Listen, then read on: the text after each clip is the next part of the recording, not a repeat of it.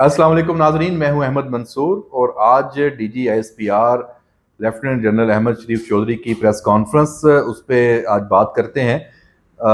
बहुत ही ख़ास और एक ही मौजू, भारत, हिंदुस्तान और पाकिस्तान के ख़िलाफ़ उसने खुद बराह रास्त हमला करके देख लिया। वो जिस तरह नाकाम हुआ और पाकिस्तान की हर महाज पे जो बरतरी है वो ना सिर्फ हम दावा कर रहे हैं बल्कि दुनिया मान भी रही है। उसके बाद भारत ने जो उसका अंदरूनी तौर पे पाकिस्तान को कमज़ोर करने के लिए यहाँ अपनी प्रॉक्सीज हैं उनको एक्टिवेट कर दिया। खुजदार का वाकया आपने देखा, छोटी जो बच्चियां हैं स्कूल में जाने वाली मासूम परियां, उन पे हमला किया। उनकी आप विजुअल्स आपने प्रेस कॉन्फ्रेंस में भी देखे होंगे। समझ से बालातर है कि आपका दुश्मन इतना घटिया और इतना कोई कमीना भी हो सकता है, जिस हद तक भारत और उसकी प्रॉक्सीज उतर आई हैं। और इस हवाले से इस प्रेस कॉन्फ्रेंस में बुनियादी तौर पे ये केस स्टैब्लिश किया है पाकिस्तान ने। DGISPR ने, सेक्रेटरी दाखिला भी उसमें मौजूद थे, उन्होंने भी बात की। तो जैसे भारत को आपने बॉर्डर पे हराया, शिकस्त दी, जवाब दिया, अब जो उसकी प्रॉक्सीज पाकिस्तान में इंटेलिजेंस बेस्ड ऑपरेशन चल रहे हैं उनमें मजीद तेजी भी है। लेकिन ये जिस तरीके से कार्रवाइयां बढ़ी हैं उसके कुछ अदाद शुमार वो भी सामने रखे हैं। तो अब ये ऑपरेशन, इसकी नोयत मुकम्मल तौर पे बदल गई है। अब ये फितना अल हिंदुस्तान के नाम से जितनी प्रॉक्सीज हैं, BLA से लेके और उनके जो पॉलिटिकल फेस हैं, सहूलतकार हैं, जिसमें खुल के आज मारंग बलोच के हवाले से भी बात की DGISPR ने। तो अब काम उस पर जारी है। गो ये बताया गया है कि इंटेलिजेंस बेस्ड ऑपरेशन ही बढ़ रहे हैं, क्योंकि उस नोयत की जो कार्रवाइयां हैं आपने माजी में स्वात में देखी, वजीरिस्तान में देखी, जहां पे एक काइनेटिक जो फेज था वो इस तरह से था कि आप पूरे इलाके को क्लियर करते थे, वहां की जो आबादी है उसको किसी दूसरी जगह मुंतकिल किया जाता था। IDPs का एक पूरा मॉडल हमारे सामने आया। तो क्या बलूचिस्तान में, तुर्बत में, आवारान में, पंजगूर में, ये खुजदार, ये पूरी जो बेल्ट है जहां पे इस वक्त अनरेस्ट है और ये BLA और भारत की जो प्रॉक्सीज हैं ये सरगर्म है, और अब सिविलियंस को टारगेट करना उन्होंने बिल्कुल उसको एक वतीरा बना लिया है, सॉफ्ट टारगेट्स का। तो उस नोयत के ऑपरेशंस यहाँ होने हैं, उस पर काम जारी है। जो सेक्रेटरी दाखिला है उन्होंने एक हिंट दिया कि जैसे ऑपरेशन ज़रबे अज़्ब हुआ था उस तरीके से हो सकता है, लेकिन फौरन ही DGISPR ने बताया कि अभी इंटेलिजेंस बेस्ड ऑपरेशन ही चल रहे हैं।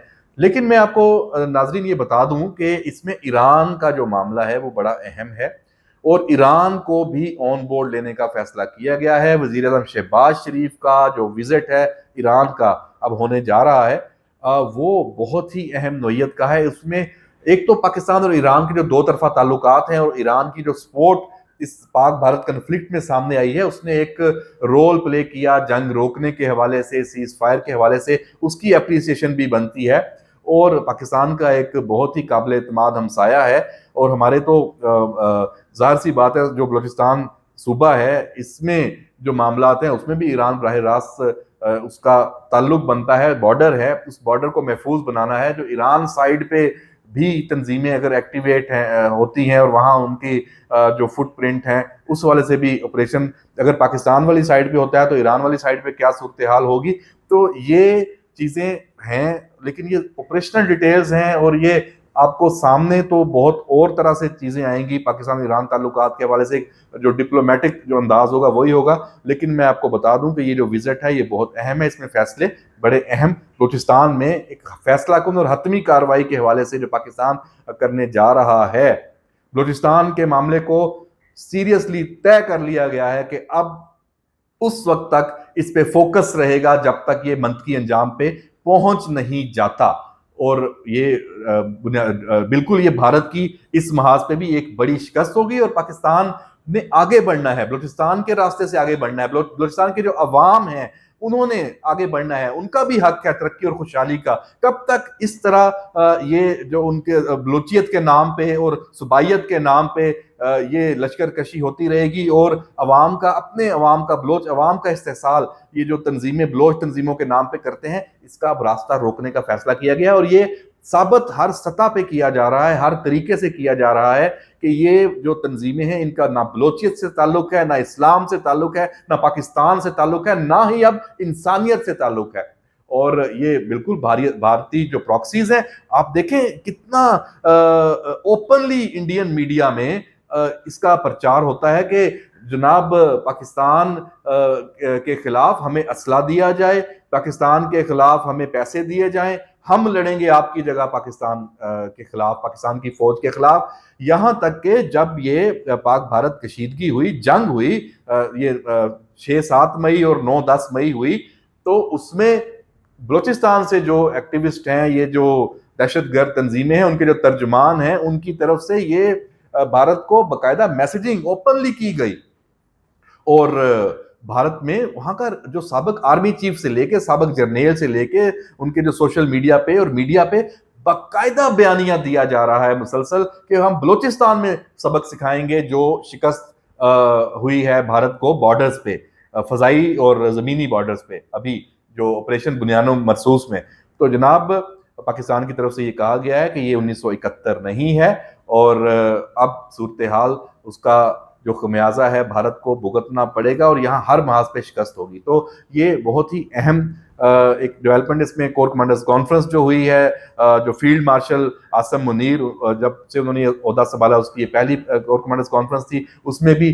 और यहाँ एक बड़ी पानी के हवाले से भी बात होती है। मैंने खुद सवाल किया DGISPR से कि इंडिया में अभी पाकिस्तान को धमकियां दी जा रही हैं और दोबारा से ये एक बयानिया बनाने की कोशिश हो रही है कि पाकिस्तान का जो पानी है वो बंद होगा, और उस हवाले से एक पूरी कैंपेन नजर आ रही है। तो क्या इस बुनियाद पे अगर वो ऐसे कोई इकदाम करता है, कोई नहरें वगैरह उनकी फिजिबिलिटी रिपोर्ट्स बन रही हैं कि पाकिस्तान का पानी का रुख मोड़े, तो फिर पाकिस्तान क्या कर सकता है?